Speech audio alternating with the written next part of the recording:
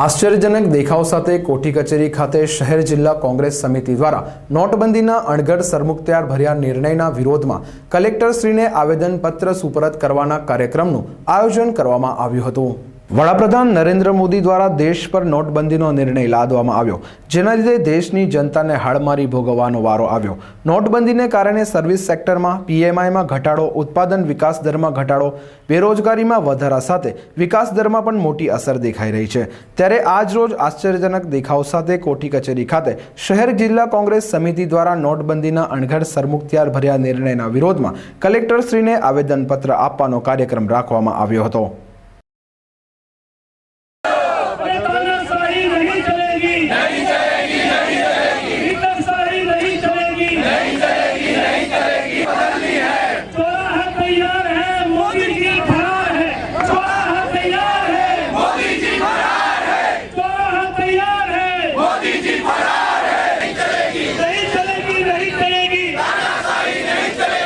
થી 58 દિવસ પહેલા મોદી સરકાર દ્વારા લેવાયેલો નિર્ણય, નોટબંધીનો નિર્ણય સંપૂર્ણપણે વિચાર્યા વગરનો, અર્થતંત્રને ભારે નુકસાન કરનારો અને પ્રજાને પારાવાર મુશ્કેલી જે પડી રહી છે એનો વિચાર કર્યા વગર એક રાજકીય નિર્ણય લેવામાં આવ્યો હોય એમ હવે સ્પષ્ટ દેખાઈ રહ્યું છે।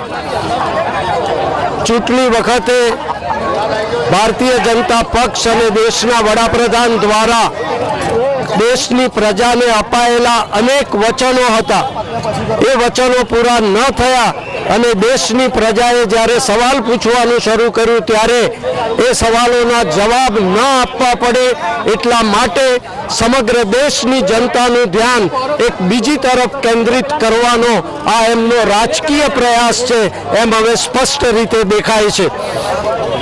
આજે બેંકમાં પોતાના પૈસા પડ્યા હોય એમ છતાંય સામાન્ય માણસ એ પૈસાનો ઉપયોગ કરી શકતો નથી। આજે પારાવાર મુશ્કેલીઓનો સામનો કરવો પડી રહ્યો છે। આજે ખેડૂતોને પોતાનો માલ વેચવામાં મુશ્કેલી પડે છે। છોટાઉદેપુરમાં ટ્રકોની ટ્રકો ભરીને ટામેટા રોડ ઉપર ખેડૂતોએ નાખવા પડ્યા હોય એવી પરિસ્થિતિ ઊભી થઈ છે। હજારો યુવાનો આ નિર્ણયને કારણે આજે બેરોજગાર બન્યા છે। કાળા નાણાંની જે વાત હતી એ તો હવે પ્રસ્થાપિત રહી જ નથી, કારણ કે જેટલું નાણું હતું એટલું તમામ ભરાઈ ગયું છે, એટલે સરકાર એ મુદ્દા ઉપર પણ નિષ્ફળ નીવડી છે। ત્યારે આ આંદોલન દ્વારા આજે અમે પ્રજાના અવાજને વાચા આપવા માંગીએ છીએ, પ્રજાની મુશ્કેલીઓને તંત્ર સમક્ષ રજૂ કરવા માંગીએ છીએ અને આજે આ કલેક્ટરને આવેદનપત્ર આપી અને અમે સરકારને તાકીદ કરવામાં માંગીએ છીએ કે પ્રજાને પડતી મુશ્કેલીમાંથી પ્રજાને તાત્કાલિક બહાર કાઢો।